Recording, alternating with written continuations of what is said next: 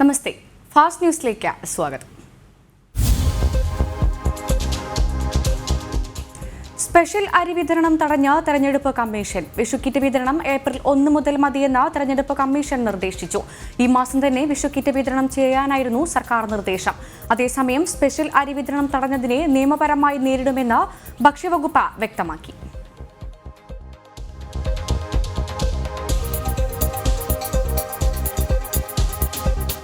ജനങ്ങളുടെ അന്നം മുടക്കിയത് താനല്ലെന്നും മുഖ്യമന്ത്രിയാണെന്നും പ്രതിപക്ഷ നേതാവ് രമേശ് ചെന്നിത്തല. അരി തടഞ്ഞുവെച്ച് തെരഞ്ഞെടുപ്പ് സമയത്ത് കൊടുക്കാൻ ശ്രമിച്ചു. മുഖ്യമന്ത്രിയാണ് അരി പൂഴ്ത്തിവെച്ചത്. കിറ്റിപ്പോൾ കൊടുക്കുന്നത് തെരഞ്ഞെടുപ്പ് ചട്ടലംഘനമാണെന്നും രമേശ് ചെന്നിത്തല ആലപ്പുഴയിൽ പറഞ്ഞു. 3 ആഴ്ചയായി റേഷൻ കടകളിൽ വിതരണം ചെയ്യേണ്ട അരി പൂഴ്ത്തിവെച്ചത് ഈ മുഖ്യമന്ത്രിയല്ലേ? വോട്ട് തട്ടാൻ വേണ്ടി അരി പൂഴ്ത്തിവെക്കുകയും തെരഞ്ഞെടുപ്പിന് ഒരാഴ്ച മാത്രമുള്ളപ്പോൾ വിതരണം ചെയ്യുന്ന നടപടി എന്താണ്? ആരെ പറ്റിക്കാനാണിത്? ആടിനെ പട്ടിയാക്കരുത്. ഇവിടെ ഈ കിറ്റും അതോടൊപ്പം തന്നെ ആദ്യമായി കിറ്റ് കൊടുത്ത ഓണക്കിറ്റ് കൊടുത്തത് കോൺഗ്രസ് ആണ്, UDF ആണ്.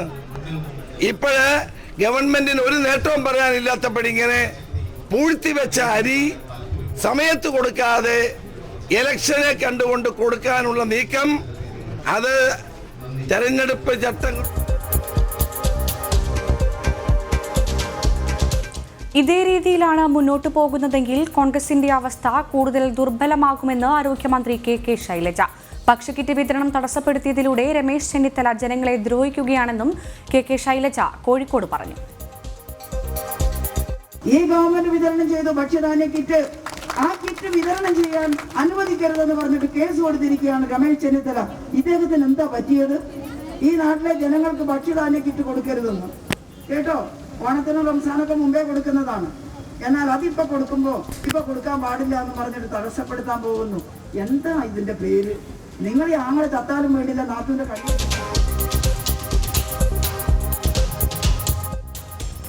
കടകംപള്ളിക്ക് ശോഭയുടെ മറുപടി. BJPക്കുള്ളിലെ പ്രശ്നം പരിഹരിക്കാൻ കടകംപള്ളി വരേണ്ട. BJPയിൽ പ്രശ്നങ്ങളൊന്നുമില്ല. ആറ്റിങ്ങലിലേതിന് സമാനമായി CPM അക്രമം അഴിച്ചുവിടുന്നുവെന്നും CPMന് പരാജയ ഭീതിയാണെന്നും ശോഭ സുരേന്ദ്രൻ കഴക്കൂട്ടത്ത് പ്രതികരിച്ചു. സർട്ടിഫിക്കറ്റ് തരാൻ മാത്രമൊന്നും കടകംപള്ളി വളർന്നിട്ടില്ല.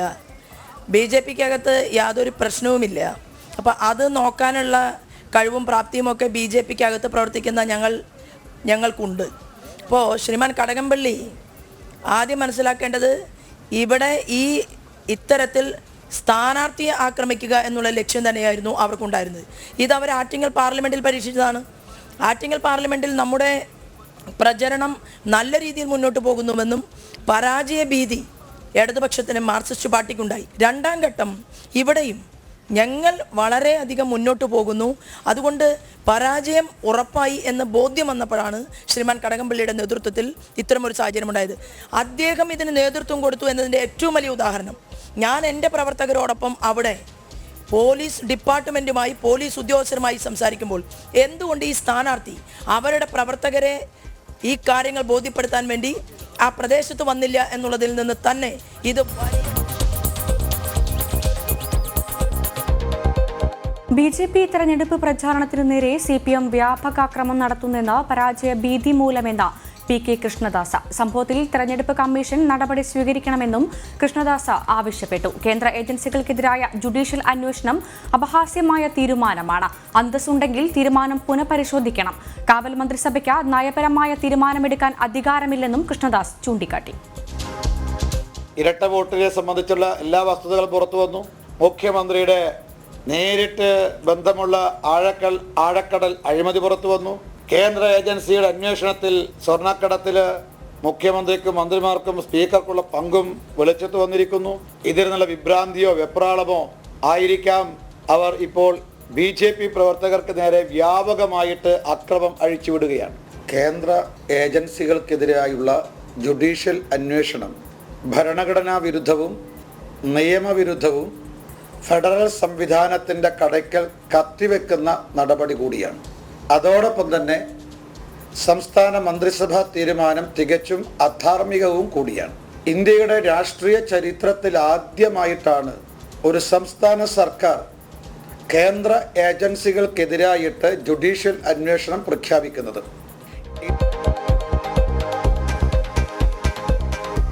കഴക്കൂട്ടത്തെ NDA സ്ഥാനാർത്ഥി ശോഭാ സുരേന്ദ്രനെതിരെ നടന്ന CPM അക്രമത്തിൽ പ്രതിഷേധം ശക്തം. കസ്റ്റഡിയിലെടുത്ത CPM പ്രവർത്തകർക്കെതിരെ ശക്തമായ നടപടി സ്വീകരിക്കണമെന്നാണ് BJPയുടെ ആവശ്യം. എന്നാൽ ആക്രമണത്തെ അപലപിക്കാതെയും പ്രകോപനം തുടർന്നും കടകംപള്ളി സുരേന്ദ്രൻ രംഗത്തെത്തി. BJP മനഃപൂർവ്വം പ്രശ്നമുണ്ടാക്കിയതാണെന്നും ആക്രമണം നടന്ന സ്ഥലം CPMന്റെ സ്വാധീന മേഖല അല്ലെന്നുമാണ് കടകംപള്ളി പ്രതികരിച്ചത്.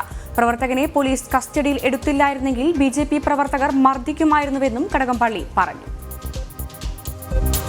ഉണ്ടാക്കിയ സംഘർഷമാണ്.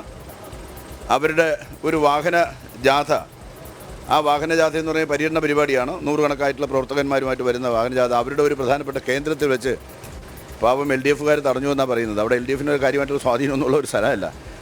അണിയൂർ ക്ഷേത്രത്തിൽ ഈ അടുത്ത കാലത്ത് നടത്തിയ വികസന പ്രവർത്തനങ്ങളുടെ ഭാഗമായിട്ട് കുറച്ച് ചെറുപ്പക്കാർ ഈ അടുത്ത കാലത്ത് ഞങ്ങളുടെ കൂടെ വന്നിട്ടുണ്ട്. അവരെ തിരികെ ഓടിക്കാനും BJPക്ക് അകത്തുള്ള പ്രശ്നങ്ങളുണ്ട്. BJPക്ക് അകത്തുള്ള പ്രശ്നങ്ങൾ ഞങ്ങളുടെ ചിലവിൽ പരിഹരിക്കാനാണ് നോക്കുന്നത്.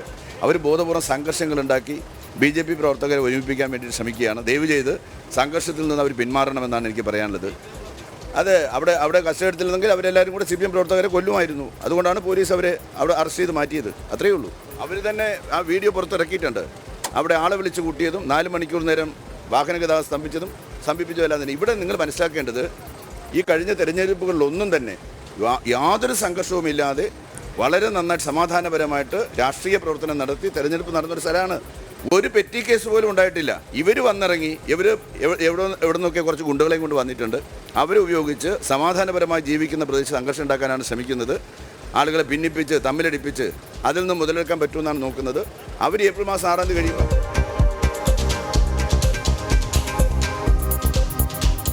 പ്രതിപക്ഷ നേതാവ് രമേശ് ചെന്നിത്തലയുടെ അമ്മയ്ക്കും ഇരട്ട വോട്ടുകൾ നീക്കം ചെയ്യണമെന്നാവശ്യപ്പെട്ട ചെന്നിത്തല ഹൈക്കോടതിയെ സമീപിച്ചിരിക്കുകയാണ്. സ്വന്തം വീട്ടിലെ ഇരട്ട വോട്ടിന്റെ വിശദാംശങ്ങൾ പുറത്തുവരുന്നത്.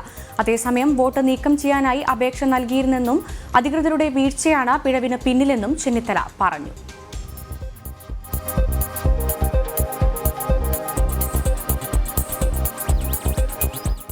മഞ്ചേശ്വരത്ത് K സുരേന്ദ്രനായുള്ള പ്രചാരണം സജീവമാണ്. കന്നഡ, തുളു ഭാഷകൾ സംസാരിക്കുന്ന ആളുകൾ കൂടുതലുള്ള മേഖലയിൽ ഇതേ ഭാഷയിലാണ് പ്രചാരണവും സജീവമാകുന്നത്.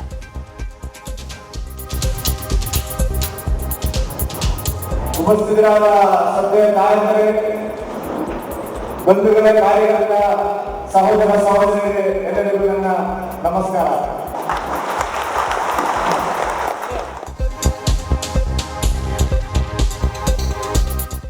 പാലക്കാട് നഗരത്തിൽ NDA സ്ഥാനാർത്ഥി E ശ്രീധരന്റെ ഫ്ലെക്സ് ബോർഡുകൾ വ്യാപകമായി നശിപ്പിച്ചു. കുന്നത്തൂർമേട് മുതൽ കോട്ടം മൈതാനം വരെയുള്ള ഭാഗങ്ങളിൽ ഇന്നലെ രാത്രിയാണ് പ്രചാരണ ബോർഡുകൾ നശിപ്പിച്ചത്. ഇടത് വലത് മുന്നണികളുടെ പരാജയ ഭീതിയാണ് ഇത് തെളിയിക്കുന്നതെന്ന് BJP ആരോപിച്ചു.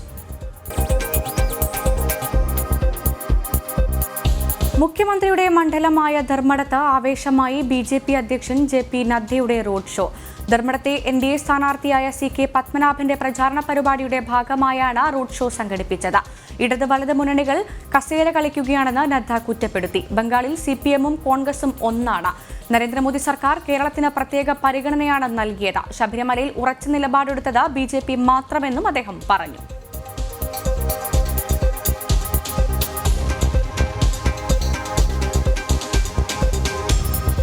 BJP ദേശീയ അധ്യക്ഷൻ JP നദ്ദയെ വരവേൽക്കാനൊരുങ്ങി ഇടുക്കി.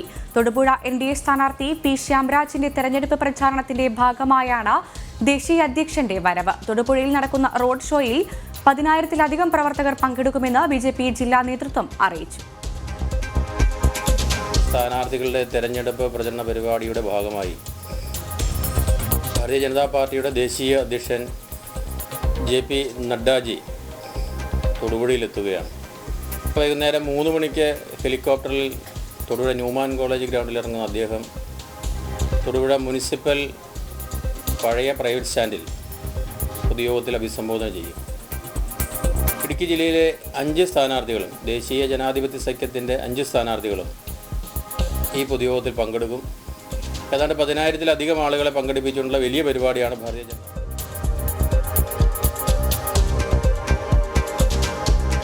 മെട്രോമാൻ ഇ ശ്രീധരന് വോട്ട് അഭ്യർത്ഥിച്ചും 30-ാം തീയതി എത്തുന്ന പ്രധാനമന്ത്രിയെ സ്വാഗതം ചെയ്തും കൈകളിൽ മൈലാഞ്ചി അണിഞ്ഞ് വേറിട്ട പ്രചരണവുമായി പാലക്കാട് മണ്ഡലത്തിലെ സ്ത്രീകൾ. കയ്യിൽ താമര വരച്ചും മെട്രോമാനെ വിജയിപ്പിക്കുക എന്ന മൈലാഞ്ചി കൊണ്ട് എഴുതിയുമാണ് പ്രചരണം. മഹിളാ മോർച്ചയുടെ നേതൃത്വത്തിലാണ് ഈ വേറിട്ട പ്രചരണം. ഞങ്ങൾക്ക് ഇങ്ങനെ ഒരു MLA കിട്ടാൻ ഞങ്ങൾ ഭാഗ്യം ചെയ്തതായിട്ടാണ് ഞങ്ങൾക്ക് തോന്നുന്നത്. കാരണം നമ്മുടെ മെട്രോമാൻ്റെ ഈ സാങ്കേതിക പരിജ്ഞാനം കൂടി നമുക്ക് പാലക്കാടിലേക്ക് വരികയാണെങ്കിൽ 2 വർഷം കൊണ്ട് വളരെ മികച്ച രീതിയിൽ പാലക്കാടിനെ ആക്കാമെന്നുള്ളതാണ് വാക്ക് തന്നിരിക്കുന്നത്. അതുപോലെ തന്നെ ഞങ്ങൾക്ക് മെട്രോമാനെ ബാക്കിയുള്ള ജില്ലകൾ കിട്ടാതെ ഈ പാലക്കാടിലേക്ക് കിട്ടിയത് ഒരു അനുഗ്രഹം തന്നെയാണെന്നാണ് നമ്മൾ കരുതുന്നത്. അതിനുവേണ്ടി ഞങ്ങൾ രാപ്പകലില്ലാതെ ഞങ്ങൾ ഒരു വീട്ടിൽ തന്നെ ഇപ്പോൾ അന്തരീക്ഷം ഒരു കല്യാണത്തിൻ്റേത് പോലെയാണ്. കാരണം അത്രയും സന്തോഷമാണ് ഞങ്ങൾക്ക്. മെട്രോമാൻ എന്തായാലും പാലക്കാടിൽ വരിക തന്നെ ചെയ്യും. നമ്മൾ ജയിച്ചു.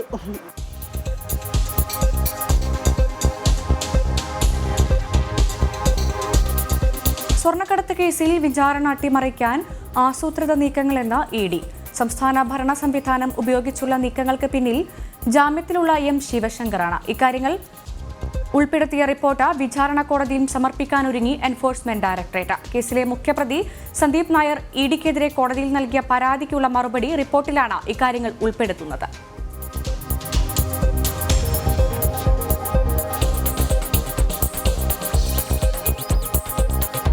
കേന്ദ്ര ഏജൻസികൾക്കെതിരായി ജുഡീഷ്യൽ അന്വേഷണം നടത്തുന്നത് നിയമവിരുദ്ധമെന്ന് UDF കൺവീനർ MM ഹസൻ. സ്വർണ്ണക്കടത്ത് കേസ് അട്ടിമറിക്കാനാണ് സർക്കാർ ശ്രമിക്കുന്നത്. ഖജനാവിലെ പണം ഉപയോഗിച്ച് ജുഡീഷ്യൽ അന്വേഷണം നടത്തുന്നത് ധനദുർവിനിയോഗം കൂടിയാണ്. കേന്ദ്ര ഏജൻസികൾക്കെതിരായ അന്വേഷണം പ്രഹസനവും നിയമവിരുദ്ധവുമാണ്. അന്വേഷണത്തിൽ അതൃപ്തിയുണ്ടെങ്കിൽ എന്തുകൊണ്ട് മുഖ്യമന്ത്രി പിണറായി വിജയൻ കോടതിയെ സമീപിക്കുന്നില്ലെന്നും MM ഹസൻ ചോദിച്ചു.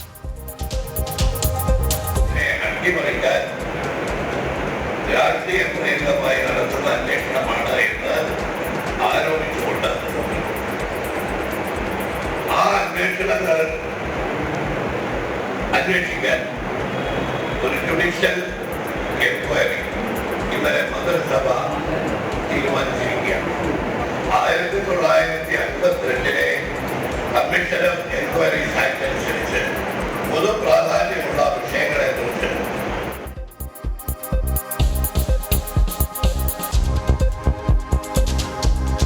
AICC വക്താവ് ഷമാ മുഹമ്മദിന് ഇരട്ട വോട്ടെന്ന് CPM കണ്ണൂർ ജില്ലാ സെക്രട്ടറി MV ജയരാജൻ. കണ്ണൂർ ജില്ലയിലെ ഇരട്ട വോട്ട് കൂടുതൽ കോൺഗ്രസ് ലീഗ് പ്രവർത്തകർക്കാണെന്നും അദ്ദേഹം ആരോപിച്ചു. ഇരട്ട വോട്ട് സംബന്ധിച്ച സമഗ്ര അന്വേഷണം വേണമെന്നും അദ്ദേഹം ആവശ്യപ്പെട്ടു.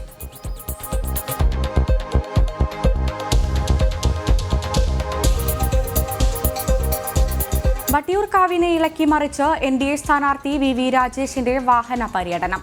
വട്ടിയൂർക്കാവ് ജംഗ്ഷനിൽ നിന്നായിരുന്നു പര്യടനത്തിന്റെ തുടക്കം. മിക്കയിടങ്ങളിലും ഉജ്ജ്വല സ്വീകരണമാണ് സ്ഥാനാർത്ഥിക്ക് ലഭിച്ചത്. വിശ്വാസികൾക്കെതിരായി പ്രവർത്തിച്ച ഇടത് സർക്കാരിനുള്ള മറുപടി തെരഞ്ഞെടുപ്പിൽ ജനങ്ങൾക്ക് നൽകുമെന്ന് VV രാജേഷ് പറഞ്ഞു.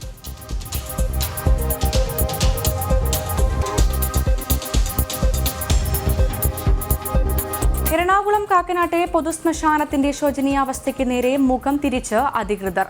ഷട്ടറുകൾ തകർന്ന നിലയിലായിട്ടും നടപടിയെടുക്കാതെ നഗരസഭ. ശ്മശാന പുനരുദ്ധാരണത്തിന്റെ ഭാഗമായി പുതിയ കെട്ടിടം നിർമ്മിച്ച് ഉദ്ഘാടനം നടത്തിയെങ്കിലും ഇതുവരെ പ്രവർത്തനം തുടങ്ങിയിട്ടില്ല.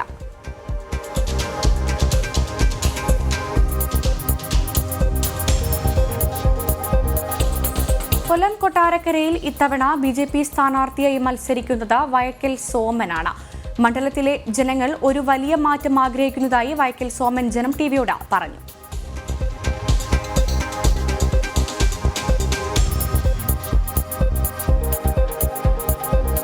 മലയോര വനമേഖലയായ കോന്നിയിൽ പട്ടയ പ്രശ്നം ഉൾപ്പെടെയുള്ള പ്രാദേശിക വിഷയങ്ങൾക്ക് പരിഹാരം കോന്നിയുടെ സമഗ്ര വികസനവും ചർച്ചയാക്കിയാണ് NDAയുടെ പ്രചരണം.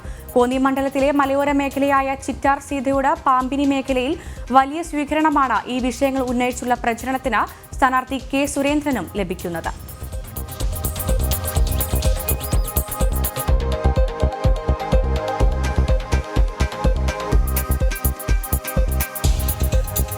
യുവാക്കൾ തമ്മിലുള്ള പോരാട്ടം, ഒപ്പം ധർമ്മജൻ ബോൾഗാട്ടി എന്ന ചലച്ചിത്ര താരത്തിന്റെ സ്ഥാനാർത്ഥിത്വവും. ബാലുശ്ശേരി മണ്ഡലത്തെ ഈ തെരഞ്ഞെടുപ്പിൽ ശ്രദ്ധാകേന്ദ്രമാക്കുന്നത് ഇത് രണ്ടുമാണ്. യുവത്വത്തിന്റെ പ്രസരിപ്പിൽ പോരാട്ടം കനക്കുകയാണ് ബാലുശ്ശേരിയിൽ. തീർച്ചയായും രാഷ്ട്രീയമായി ജനവിധി എഴുതുന്ന മണ്ഡലമാണ്. അവിടെ തീർച്ചയായും കഴിഞ്ഞ 5 വർഷക്കാലം കേരളത്തിലെ ഇടതുപക്ഷ ജനാധിപത്യ മുന്നണി ഗവൺമെൻറ് നടപ്പിലാക്കിയ വികസന പ്രവർത്തനങ്ങളും മണ്ഡലത്തിൽ സഖാവ് പുരുഷൻ കടലുണ്ടി MLAയുടെ നേതൃത്വത്തിൽ നടത്തിയ ജനക്ഷേമകരമായ പദ്ധതികളുമെല്ലാം ചർച്ച ചെയ്യപ്പെടും. അത് തീർച്ചയായും ജനങ്ങൾക്ക് അതിൽ പൂർണ്ണ തൃപ്തരാണ്. ജനങ്ങൾ ഇനിയും ആ വികസനം തുടരണം എന്നാഗ്രഹിക്കുന്നുണ്ട്. രണ്ടു സ്ഥാനാർത്ഥികളും പുറത്തു നിന്നുള്ള ആളുകളാണ്. ഒരു ബാലുശ്ശേരിക്കാരൻ എന്നുള്ള നിലയിൽ ഈ നാട്ടിലെ ജനങ്ങൾ എന്നെ വലിയ രീതിയിൽ സ്വീകരിക്കുന്നുണ്ട്. അതുകൊണ്ട് തന്നെ ഇത്തവണ പോരാട്ടം കനക്കും. നേരത്തെയുള്ള ഒരു ഇലക്ഷൻ ചിത്രമല്ല ഇന്ന് ബാലുശ്ശേരിയിലുള്ളത്. ബാലുശ്ശേരിയിൽ ഇത്തവണ BJPക്ക് വലിയൊരു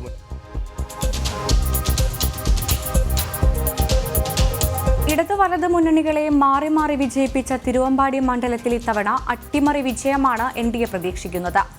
നരേന്ദ്രമോദി സർക്കാരിന്റെ വികസന പ്രവർത്തനം ജനങ്ങളുടെ മുന്നിൽ അവതരിപ്പിച്ചാണ് NDA സ്ഥാനാർത്ഥി ബേബി അമ്പാട്ടിന്റെ പ്രചരണം. മുമ്പിൽ പ്രധാനമായിട്ടും പറയാനുള്ളത് ഈ തിരുവമ്പാടി ഒരു കാർഷിക സ്ഥലമാണ്. കൃഷിക്കാർക്ക് ഭൂരിപക്ഷമുള്ള ഒരു നിയോജക മണ്ഡലമാണ്. കൃഷിക്കാരുടെ നിരവധിയായ പ്രശ്നങ്ങളുണ്ട്. വന്യമൃഗ ശല്യത്തിൻ്റെ പ്രശ്നമുണ്ട്, പട്ടയത്തിൻ്റെ പ്രശ്നമുണ്ട്, കാലാവസ്ഥാ വ്യതിയാനം മൂലം കൃഷിക്കുണ്ടായ നാശത്തിൻ്റെ പ്രശ്നമുണ്ട്.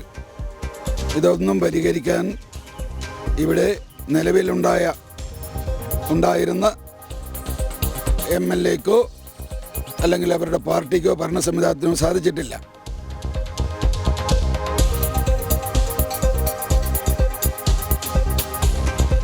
വയനാട് ജില്ലയിലെ മാവോവാദി ഭീഷണി നേരിടുന്ന സ്ഥലങ്ങളിൽ സുരക്ഷ ശക്തമാക്കുമെന്ന് കളക്ടർ ഡോക്ടർ അദീന അബ്ദുള്ള. ഇരട്ട വോട്ട് തടയാൻ നടപടി തുടങ്ങിയെന്നും ജില്ലാ കളക്ടർ വ്യക്തമാക്കി. ബഹിഷ്കരിക്കണമെന്ന് നമുക്ക് സ്റ്റിക്കർ വന്നിട്ടുണ്ട്.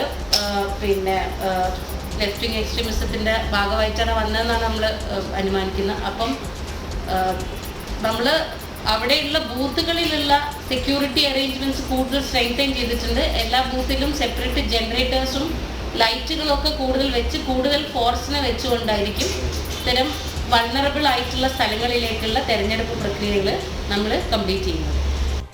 പിന്നെ 3 താലൂക്കിൽ നമുക്ക് ഈ വോട്ടർ പട്ടികയിലെ ഇരട്ടിപ്പ് സംബന്ധിച്ചിട്ടുള്ള പരാതികൾ ലഭിച്ചിരുന്നു. വൈപ്പിന് നമുക്ക് നേരത്തെ പരാതി ലഭിച്ചതാണ്. അതായത് പിന്നെ കൽപ്പറ്റ നിയോജക മണ്ഡലത്തിൽ 1795 പരാതിയിൽ 870 ഇരട്ടിപ്പ് നമ്മൾ കണ്ടെത്തിയിരുന്നു. മാനന്തവാടി 1357 506 ഇരട്ടിപ്പ് നമ്മൾ കണ്ടെത്തിയിരുന്നു. സുൽത്താൻ ബത്തേരി 1403 പരാതിയിൽ ലഭിച്ചതിൽ 306 ഇരട്ടിപ്പ് നമ്മൾ കണ്ടെത്തിയിരുന്നു. കുട്ടനാട്ടിലെ ഇടതുമുന്നണി സ്ഥാനാർത്ഥി തോമസ് കെ തോമസിന്റെ സ്വീകരണത്തിൽ പങ്കെടുക്കാത്ത സ്ത്രീകൾക്കെതിരെ സൂപ്പർവൈസറുടെ ഭീഷണി. തോമസ് കെ തോമസിന്റെ സ്വീകരണത്തിൽ പങ്കെടുക്കാത്ത തലവടി പഞ്ചായത്ത് 12-ാം വാർഡിലെ തൊഴിലുറപ്പ് സ്ത്രീകളുടെ പേര് അടുത്ത പട്ടികയിൽ നിന്ന് വെട്ടിമാറ്റുമെന്നാണ് ഭീഷണി. തൊഴിലുറപ്പ് തൊഴിലാളികൾ എവിടെ പരാതിപ്പെട്ടാലും തലവടി പഞ്ചായത്ത് ഭരിക്കുന്നത് LDF ആണെന്ന് ശബ്ദ സന്ദേശത്തിലൂടെ സൂപ്പർവൈസർ പറയുന്നു. 12-ാം വാർഡിലെ മുഴുവൻ അയൽക്കൂട്ടങ്ങളോടും തൊഴിലുറപ്പ് തൊഴിലാളികളുടെ ഒരു അപേക്ഷ അറിയിപ്പിക്കുകയാണ്.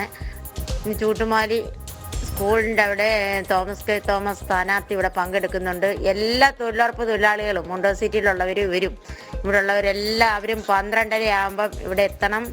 ഇല്ല എങ്കിൽ ഭീഷണിപ്പെടുത്തുമല്ല, ഇല്ല എങ്കിൽ അടുത്ത മസ്റ്റോളിൽ പല പേരുകളും ഞങ്ങൾ വയ്ക്കത്തില്ല. അത് ഉറപ്പാണ്.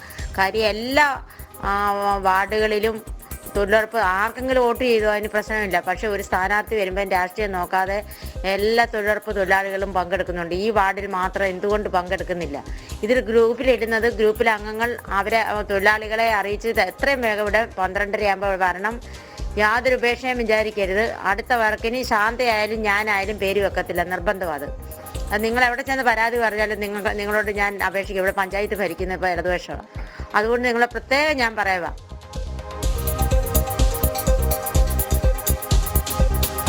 ജനാധിപത്യത്തെ അട്ടിമറിക്കാനുള്ള നീക്കങ്ങൾ ഇത്തവണത്തെ തെരഞ്ഞെടുപ്പിലും പയ്യന്നൂരിൽ നടക്കുന്നുണ്ടെന്ന് മണ്ഡലത്തിലെ NDA സ്ഥാനാർത്ഥി അഡ്വക്കേറ്റ് KK ശ്രീധരൻ.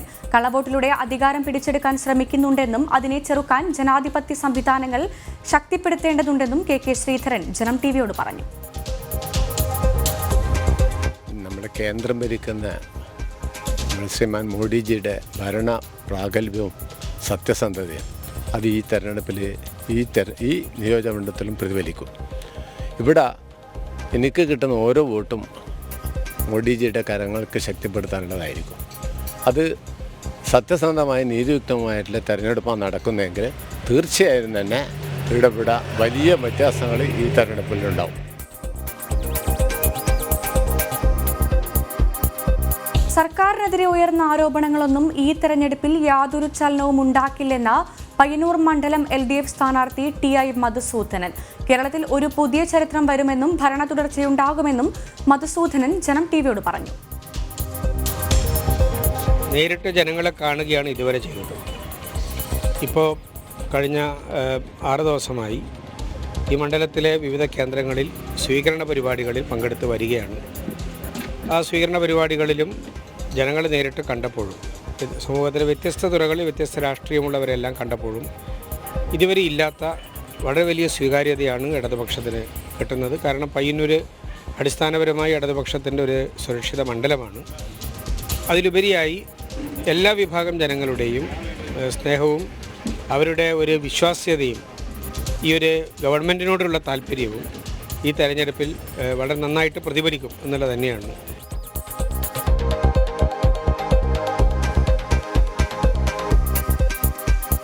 മുൻ ജില്ലാ പഞ്ചായത്ത് പ്രസിഡന്റ് അജിത ബാബുവിലൂടെ ഇക്കുറി വൈക്കം മണ്ഡലം പിടിച്ചെടുക്കാമെന്ന വിശ്വാസത്തിലാണ് NDA.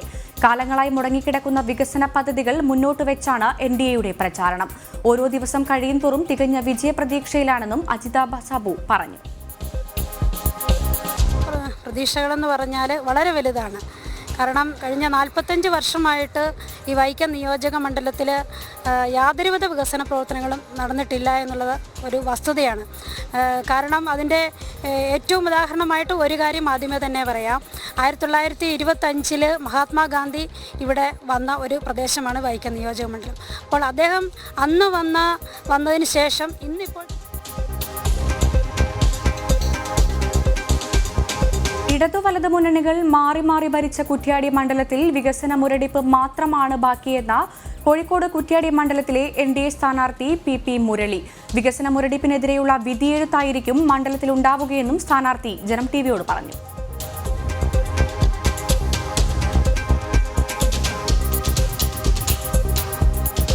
രാഷ്ട്രീയ പാർട്ടികൾക്ക് സംഭാവന നൽകുന്നതിനുള്ള ഇലക്ട്രൽ ബോണ്ട് വിൽപ്പന സ്റ്റേ ചെയ്യണമെന്ന ആവശ്യം സുപ്രീം കോടതി തള്ളി. അസോസിയേഷൻ ഫോർ ഡെമോക്രാറ്റിക് റിംഫോഴ്സ് നൽകിയ ഹർജിയിലാണ് തള്ളിയത്. കേരളത്തിൽ ഉൾപ്പെടെ തെരഞ്ഞെടുപ്പ് നടക്കാനിരിക്കുന്ന പശ്ചാത്തലത്തിൽ കടപ്പാത്രത്തിന്റെ പുതിയ ഗഡു ഏപ്രിൽ 1 വിൽപ്പന നടത്തുന്നത് ഒഴിവാക്കണമെന്നായിരുന്നു ഹർജിയിലെ ആവശ്യം. എന്നാൽ ചില രാഷ്ട്രീയ പാർട്ടികൾ ഓഡിറ്റ് വിവരങ്ങൾ കൃത്യമായി നൽകാത്തത് മറ്റൊരു വിഷയമാണെന്നും കോടതി വിലയിരുത്തി.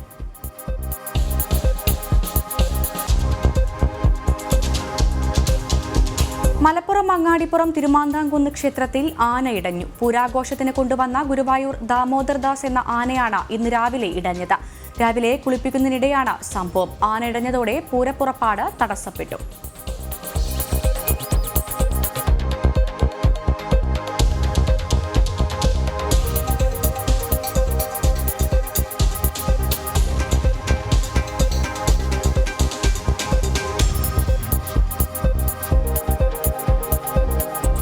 രാജ്യത്ത് പ്രതിദിന കൊറോണ വൈറസ് ബാധിതർ എണ്ണം 60,000 കടന്നു. 5 മാസത്തിനിടെ ഏറ്റവും ഉയർന്ന വർധനവാണിത്. 24 മണിക്കൂറിനിടെ 62,258 പേർക്ക് വൈറസ് സ്ഥിരീകരിച്ചു. ഇന്നലെ മാത്രം 291 പേർ കൊറോണ ബാധിച്ച് മരിച്ചു. 30,386 പേർ രോഗമുക്തി നേടി. ചികിത്സയിലുള്ളവരുടെ എണ്ണം 4.5 ലക്ഷം കടന്നിരിക്കുകയാണ്. രണ്ടാം ഘട്ട കൊറോണ വ്യാപനം കൂടുതലുള്ളത് മഹാരാഷ്ട്രയിലാണ്. രാജ്യത്തെ ആകെ സജീവ കേസുകളിൽ 60% മഹാരാഷ്ട്രയിൽ നിന്നാണെന്നാണ് ആരോഗ്യ മന്ത്രാലയം അറിയിക്കുന്നത്. അതിനിടെ ക്രിക്കറ്റ് ഇതിഹാസം സച്ചിൻ ടെണ്ടുൽക്കറിനും കൊറോണ സ്ഥിരീകരിച്ചു. കൊറോണ പോസിറ്റീവായെന്ന കാര്യം ട്വിറ്ററിലൂടെ സച്ചിൻ തന്നെയാണ് അറിയിച്ചത്.